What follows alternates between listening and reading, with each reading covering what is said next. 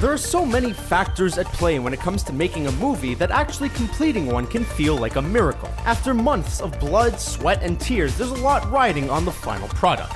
As you're about to see, it doesn't always end well. Hang on. Here are 10 popular movies that actors and directors regret. And before we start, can you guess this movie from these emojis? Stay tuned for the answer at the end of our video. Josh Trank and Fantastic Four. Given the insane success the MCU is currently enjoying, it's easy to assume that all of their movies are slam dunks. But there's one group of characters that have been getting the short end of the cinematic stick for quite some time now, the Fantastic Four. They've had a few shots at glory and have fallen spectacularly short every time. The 2015 incarnation directed by Josh Trank was no exception. Hopes were high that a shakeup would be just what the doctor ordered, but again, the offering fell flat. Many blamed the studio for muddying the waters during post-production. The movie was a letdown for everyone involved, and talks of a sequel have been swept under the rug for the time being. Daniel Craig and Spectre. Daniel Craig made the PR team work for their paycheck during press for 2015 Spectre. The actor is done with playing James Bond, and he doesn't care who knows it. Craig has voiced concern over how 007 is part of the problem with Hollywood depictions of masculinity. The actor argues that the super spy is a violent misogynist and all-around prick, and that might be true. But after consistently being told what an honor it is to play the character, fans may have been surprised to hear the opposite. Whose did I have to fondle to get my very own movie?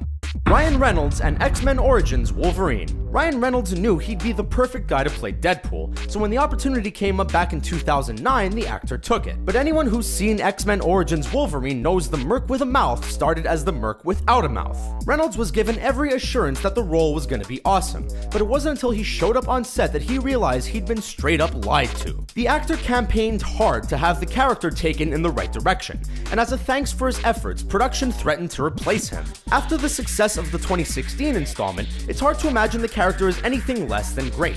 But all good things take time.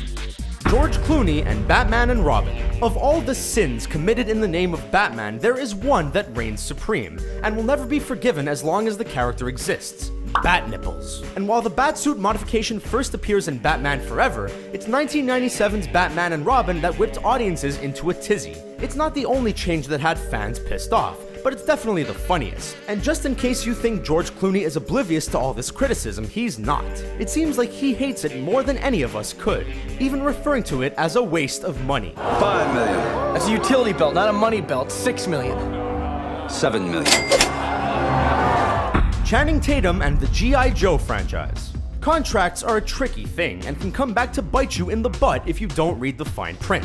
When Channing Tatum was a Hollywood newbie, he signed a document that production used to corral him into a role he never wanted. Hello, Duke. Anna? The actor is on record as saying he hates the movies, and that if the bosses didn't threaten to sue him to high heaven, he'd have passed on the role completely. The promise of guaranteed work seemed like a gift at the time, but the lack of agency over which work he got to do was a major blow. Woody Allen and Annie Hall. Creative types are notoriously hard on themselves, and Woody Allen is no exception. The accomplished filmmaker has made some of the most renowned classics in movie history, and while many may find his films inaccessible or pretentious, for others nothing can compare. But for Allen, once the movie's made, the party is over. And the director has talked about distancing himself from the final product because it's almost always a disappointment. Even one of his most popular works, Annie Hall. Allen says he was dissatisfied with the final cut because audiences only focused on the relationship between he and Diane Keaton, what he considers a small portion of the film's larger, more cerebral message. Edward Norton and the Incredible Hulk. Edward Norton was the star of 2008's The Incredible Hulk, but you'd never know that by looking at the press junket that followed. The actor was so disappointed in the film and its script that he refused to participate in promotional interviews. After joining the project, the actor reportedly disagreed with the direction of the story and constantly argued for changes to be made. From his perspective, Norton explains that he simply wasn't afraid to speak his mind about the poor decisions being made on set. It seems as though everyone had high hopes for the movie, but Norton came away the most disappointed. Bill Murray and Garfield. There are a handful of people in Hollywood who have similar names, and when those people get mixed up, some super weird movies get made. So when a script by Joel Coen landed in front of Bill Murray, he jumped at the opportunity to work with the great mind behind The Big Lebowski, No Country for Old Men, and Burn After Reading.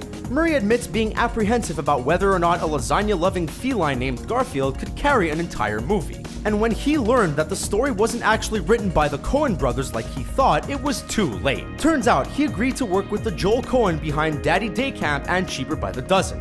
Murray reportedly scrambled to make the script funnier once he realized he was locked in, but was met with constant resistance. Halle Berry and Catwoman. Catwoman is a beloved character in the Batman canon, and any actress tapped to play the feisty feline has some big claws to fill. When the character was blessed with a solo movie in 2004, hopes were very high. After a string of appearances in other Bat-related properties, finally the cat burglar was going to be the center of attention. The movie was panned by audiences for being over the top and cheesy, and is remembered today for all the wrong reasons. But when the movie won a boatload of Razzies for being the worst across multiple categories, star Halle Berry and screenplay writer Michael Ferris showed off their senses of humor, accepting their awards in person.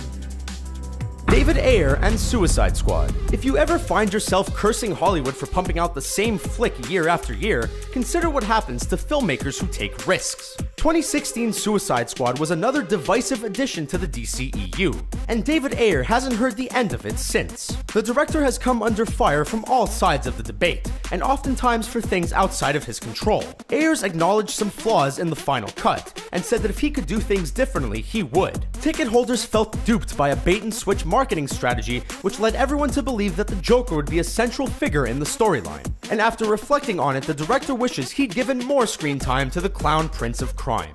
Hey, thanks for watching. In a conversation about cinematic regrets, those are the actors and directors who come to mind for us. But did we miss any of your favorites? Hey everyone, if you like our channel, go check out our friends over at The Things and subscribe to their channel. The Things has the most entertaining list videos about cool and interesting pop culture topics that can be enjoyed anytime and anywhere. And the answer to the movie emoji is... Did you get the right answer? Let us know in the comments below. And don't forget to like the video and subscribe to Screen Rant for more fun videos like this one.